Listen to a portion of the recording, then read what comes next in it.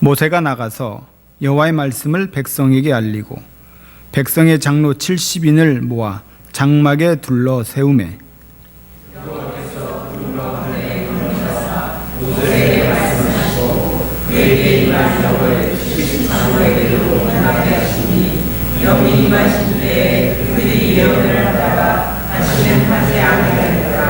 그 기명된 자 중 엘닷이라는 자와 메닷이라는 자 두 사람이 진영에 머물고 장막에 나아가지 아니하였으나 그들에게도 영이 임하였으므로 진영에서 예언한지라.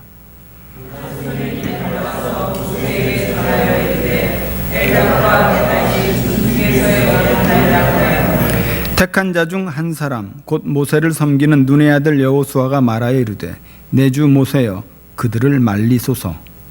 모세가 그에게 이르되 내가 나를 두고 싶지 않으냐 여호와께서 우리의 영을 우리의 모든 백성에게 주사 다 선자가 되게 하시기를 원하노라. 모세와 이스라엘 장로들이 진중으로 돌아왔더라. 아멘. 오늘은 성령 강림 주일입니다. 성령님이 교회의 탄생 속에 깊이 함께 하셨다라고 하는 놀라운 은혜의 날입니다.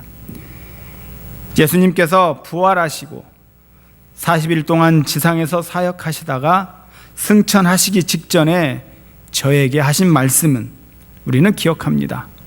보혜사 성령을 너희에게 보내주겠다라고 말씀하셨죠. 바로 며칠 못 되어 너희들이 성령 세례를 받을 것이다. 이 말씀은 예수 그리스도께서 십자가 지시기 전에 말씀하셨어요.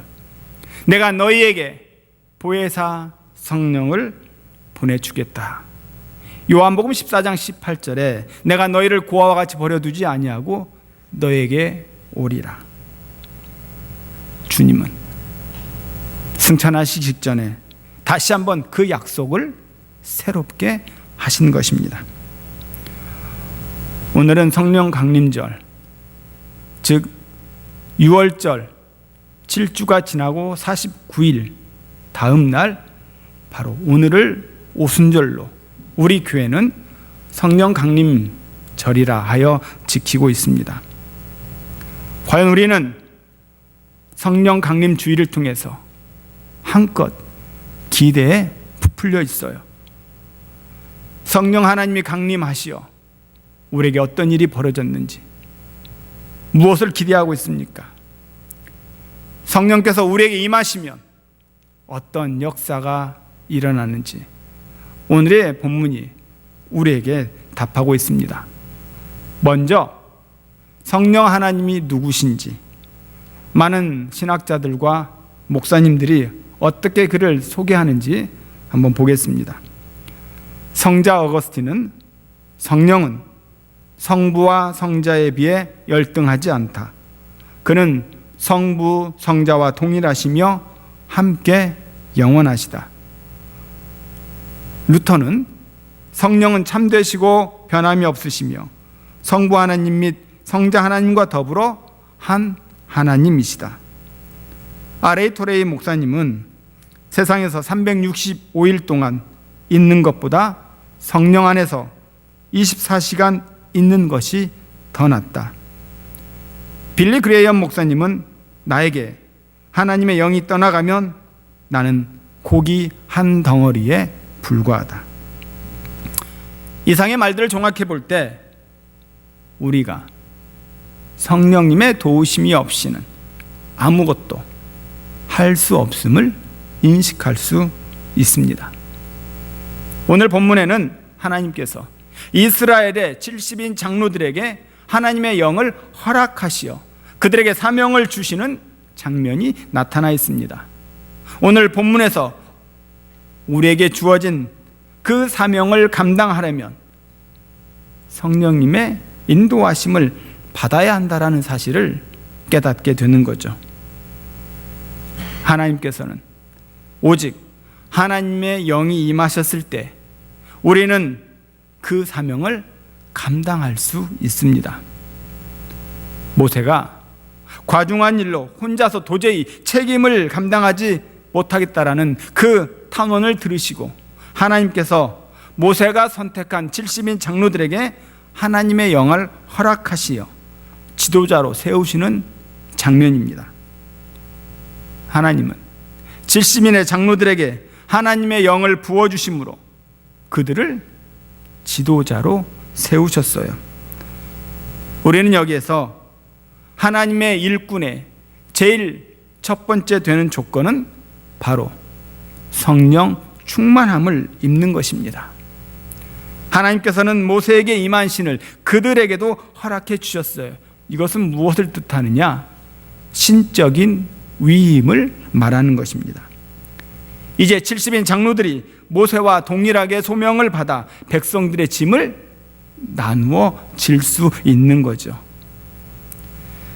하나님의 영이 70인 장로들에게 임하자 예언을 하기 시작했습니다. 따라서 그들이 예언을 했다라고 하는 것은 그들에게서 모세와 함께 그 백성을 누릴 수 있는 권위가 하나님으로부터 공식적으로 주어졌음을 의미하는 거죠. 이처럼 우리가 하나님의 사역을 하는 데 있어서 신적 위임이 매우 중요합니다. 우리가 이렇게 하나님의 부르심을 받았다라고 하는 것을 알 수 있는 것의 가장 중요한 모습이 성령 충만인 것이에요. 우리가 오직 성령 충만함을 사모해야, 그리고 성령 충만할 때 우리는 비로소 우리에게 주어진 하나님의 사명을 감당할 수 있다 이거죠. 하나님께서는 하나님의 영을 힘입어 일하는 사람들은 똑같이 하나님의 일꾼임을 말씀하십니다. 모세에게 임한 하나님의 신이 장로들에게도 똑같이 임했어요. 이로써 이스라엘의 70인 장로들은 모세와 같이 하나님의 일꾼으로 인정되어 백성들을 위하여 일하게 되었습니다. 이에 대해 모세의 리더십에 혹시라도 손상이 갈까봐 여호수아가 모세에게 장로들의 예언을 금하십시오라고 권하지요. 이때 모세가 이야기합니다. 너가 나를 위하여 시기하느냐? 여호수아를 질책하죠. 하나님의 신이 임한 모든 자들을 차별 없이 지도자로 인정하셨는데 여호수아는 지도자인 모세를 생각하여 이렇게 이야기했던 것이죠. 모세는 자신이 받은 하나님의 신을 장로들도 받음으로 인해서 동일한 하나님의 일꾼임을 축하해주고 있는 것입니다. 여호수아가 모세를 생각하는 마음에 그들의 예언을 금하라고 했을 때, 그래서 모세가 질책을 했던 것이죠. 하나님의 신에 의해 감동되어 섬기겐 모든 장로들은 모세와 함께 일해야 하는 동등한 하나님의 일꾼인 것입니다. 여기서 우리가 깨닫는 것은 성도들에게는 계급과 지위가 따로 있을 수 없다라고 하는 것이죠. 성령의 은혜가 임한 모든 성도들에게는 동일한 하나님의 그 지위가 부여되는 것입니다. 제가 목회를 하면서 듣는 것 중에 안타까운 것은 이제 좀 큰 교회는 성가대가 1부, 2부, 3부 다 다르죠. 그럴 때마다 11시 예배 인도하시는 성가대의 주의자는 어깨가 으쓱합니다. 가장 많이 회중이 모이는 11시 예배에 자기가 주의를 한다라고 하는 크나큰 자부심이 있는 거죠. 또한 일부나 수요 예배, 저녁 예배 찬양대를 주의하시는 분들은 때로 의기소침하는 경우도 있어요. 이러한 모습을 볼 때마다 너무나 안타까운 거죠. 성령의 은혜를 받으면 우리는 교회 안에서 계급이나 지위가 없는 겁니다. 우쭐댈 필요도 없고 자만심을 가질 이유가 전혀 없는 것이에요. 오히려 하나님의 영이 임하시면 더 겸손하고 더 순종하고 하나님의 소명을 감사로 여겨야 된다라고 하는 사실입니다. 성령 안에서 하나님의 일꾼된 성도들은요, 서로 인정하고 서로 피차 복종하며 서로를 섬길 줄 알아야 된다라고 하는 겁니다. 하나님께서는 성령을 받은 자에게 분명한 증거가 있다고 말씀하십니다. 하나님의 신이 임하자 70인 장로들에게 드러난 그 증거가 무엇이에요? 그들이 예언을 합니다. 이 사건을 통해서 우리가 깨닫게 되는 것은 하나님의 신, 곧 성령을 받은 이들에게는 반드시 증거가 나타난다라고 하는 사실이에요.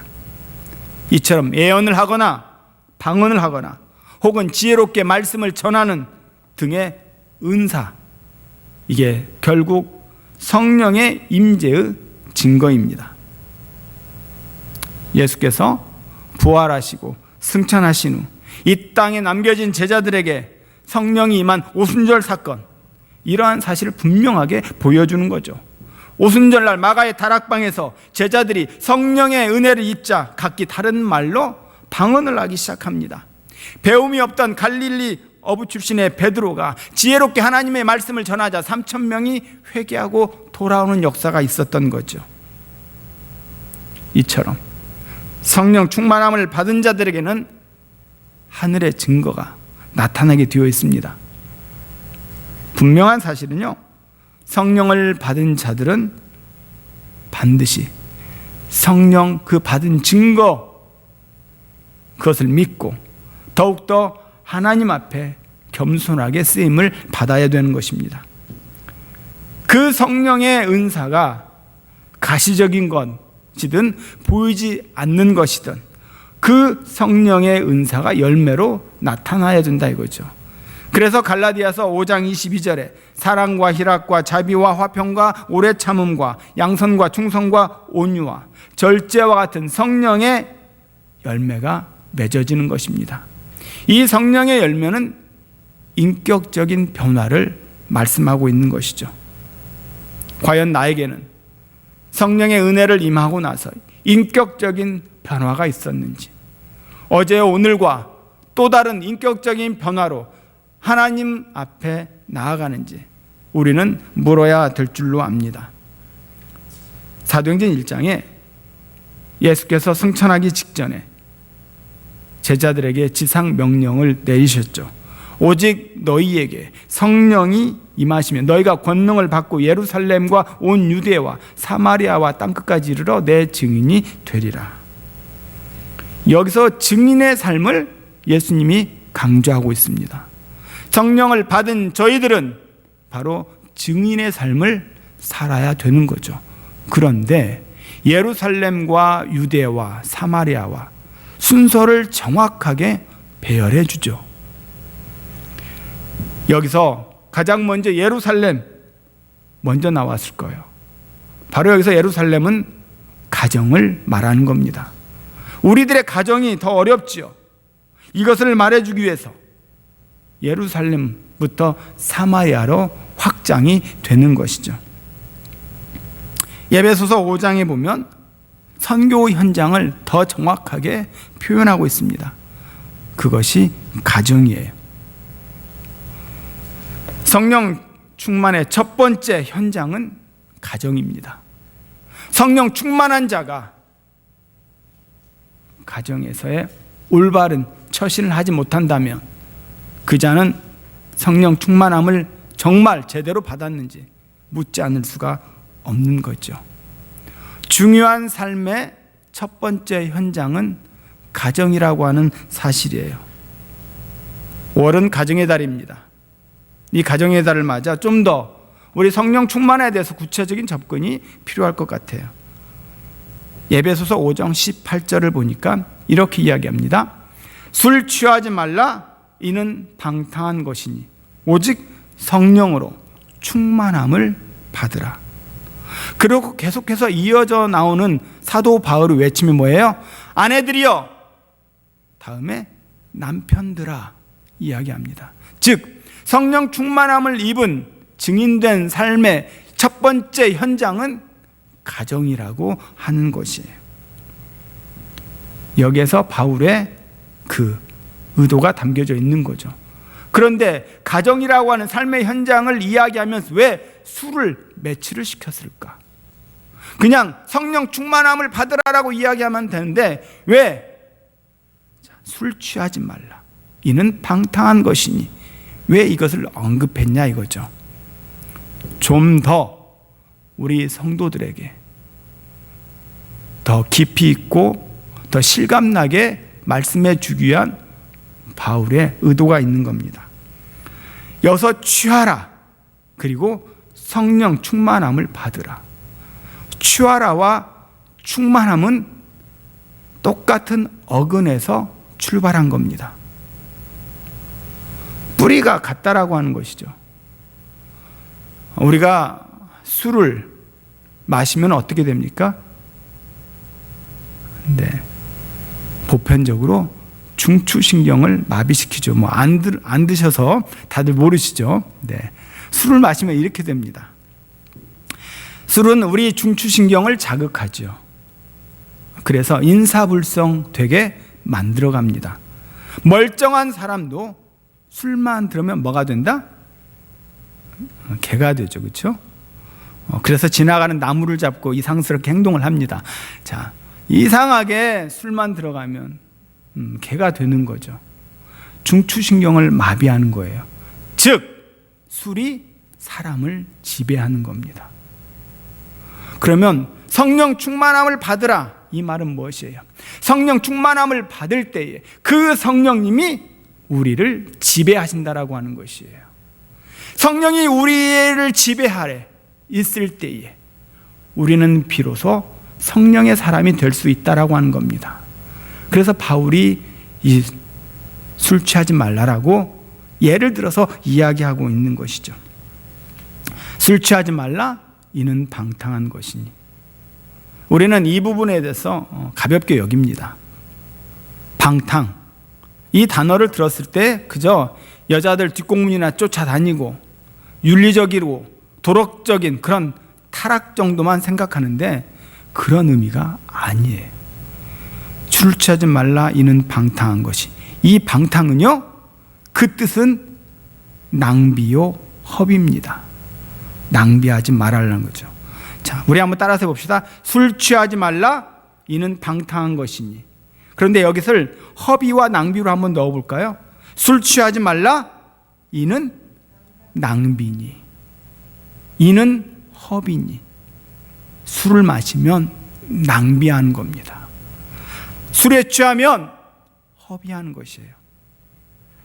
이걸 좀 더 구체적으로 성경에서 어떻게 설명하고 있는지 역사적인 그 근거를 한번 찾아보도록 하겠습니다. 우리 신명기 1장을 한번 보겠습니다.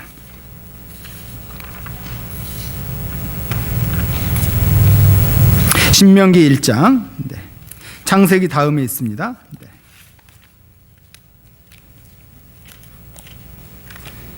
네. 1장 2절과 3절을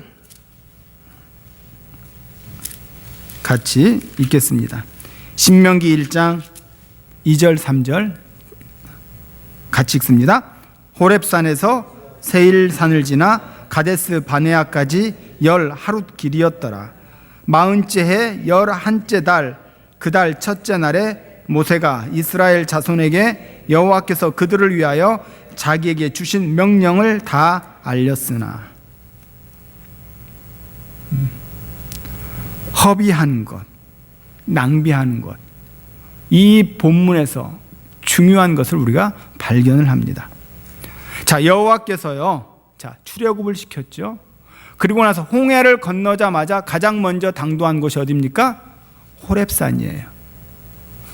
호렙산에서 모세가 하나님으로부터 율법을 수여받습니다. 그렇죠? 그런데 오늘 2절에 뭐라고 그래? 호렙산에서 세일산을 지나 가데스 바네아까지 10하루길이었더라. 이 가데스 바네아가 가나안의 거의 처음 지경입니다. 즉, 자, 호렙산에서 가나안 땅까지 직선거리로 10하루길이면 도착할 수 있는 거리예요. 그런데 3절에서 뭐라고 있습니까? 40째 해 11째 달 그 달 첫째 날에. 지금 성경 기자가 이 부분에서 우리에게 해주고픈 말이 무엇입니까? 열 하루길이면 가나안에 들어갈 것을 40년 동안 방황했다라고 하는 것이에요. 40년이 걸렸다라고 하는 겁니다. 여러분, 신명기라고 하는 뜻이 무엇이에요? 앞에 쓰는 신자는 한자로 제신자를 쓰는 겁니다. 출애굽기, 민수기 등에 등장했던 그 가르침을 다시 반복해서 하는 내용이기 때문에 신명기라고 하는 거예요. 그래서 출애굽의 역사와 중첩되는 기록이 많습니다. 구속사적으로 이제 가나안 땅에 들어가서 진짜 삶을 살 이스라엘 백성들에게 매우 중요한 하나님의 말씀을 다시 기록한 책이 신명기예요. 아주 중요한 거죠. 그런데 오늘 이 성경 기자가 2절과 3절을 맞대었는데 우리가 쉽게 그냥 간과하고 넘칩니다. 2절에는요, 호렙산에서 가데스 바네아까지 10하루길. 그런데 3절에서는 40년째 그랬어요. 즉 10하루길이면 들어갈 이 가나안 땅을 40년이 걸렸다라고 하는 거, 무엇을 말하고 싶은 걸까요? 바로 40년 동안 낭비했다라고 하는 겁니다. 허비했다라고 하는 것이에요. 시간을 낭비했다, 허비했다. 이게 제일 무서운 죄입니다. 하나님 앞에서 낭비하는 것이 엄청난 죄예요. 어째서 이스라엘 백성들은 열 하루길을 갈 그 길을 왜 40년 동안 낭비하고 허비했냐 이겁니다. 무엇을 고발하고자 하는 거예요? 바로 불순종입니다. 그들은 40년 내내 불순종의 길을 걸어갔다는 것이죠. 방황했던 이유가 불순종 때문이었어요. 우리가 복잡하게 생각할 필요 없습니다. 10하루길이면 들어갈 그 길을 40년 동안 불순종했다 이거죠. 즉 하나님의 지배하에 있지 않았다라고 하는 것이에요. 여러분, 불순종이 뭡니까? 불순종, 바로 성경적인 관점에서 하나님의 지배하에 있지 않는 삶, 그것을 불순종이라고 하는 것이에요. 즉 이스라엘 백성은 40년 동안 하나님의 지배하에 있지 않는 불순종의 삶을 살았던 것이죠. 바로 그 시간이 낭비했던 시간이고 허비했던 시간이라고 하는 겁니다. 다시 돌아가 보시죠. 술 취하지 말라. 이는 방탕한 것이니, 즉 술을 취하지 말라. 시간을 낭비해버리겠다라고 하는 것이죠. 하나님 앞에 불순종한 죄를 짓는다라고 하는 것입니다. 오늘 성령 강림 주의를 통해서 우리는요, 성령이 지배하는 삶, 우리의 삶에, 우리의 인생을 그분이 지배하도록 그분께 내어주는 우리의 모습이 필요합니다. 바람은 만물에 생명을 주죠. 그 바람이 커져서 태풍을 일죠. 그래서 큰 나무가 쉽게 넘어갑니다. 바람은 보이지 않아요. 그러나 그 힘은 엄청납니다. 이것이 바로 성령의 능력이라고 하는 것이죠. 우리는 물고기와 같습니다. 물고기는 언제나 물 속에서만 있어야 되죠. 우리 또한 성령 안에서 있을 때에 바로 생명을 얻는 겁니다. 성령님은 우리 안에 임재하시고 우리를 소생시키시고 우리를 구원에 이르게 하는 산소망을 주시는 분이세요. 우리 모두 성령 충만함을 받을 때에 온전한 승리의 삶을 살 수가 있습니다. 여호와의 신이 70인 장로들에게 임하자 그들에게 색다른 소명을 부여하시고 동역으로 이끌어 주셨던 것처럼 우리가 성령 충만함을 받을 때 우리 모든 성도들은 함께 일할 수 있어야 합니다. 우리가 성령에 충만할 때 하나님의 영광이 드러나고 능력 있는 삶을 살 수가 있는 것이죠. 저희 교회가 마가의 다락방에 임했던 그 성령의 충만함이 오늘 우리에게도 충만하게 임하셔서 우리가 주장되어지기를 간절히 축원합니다. 성령 충만함을 입음으로 인해서 우리의 삶이 더 하나님 앞에 은혜롭고 기쁘게 쓰임 받을 수 있기를 주의 이름으로 축원합니다.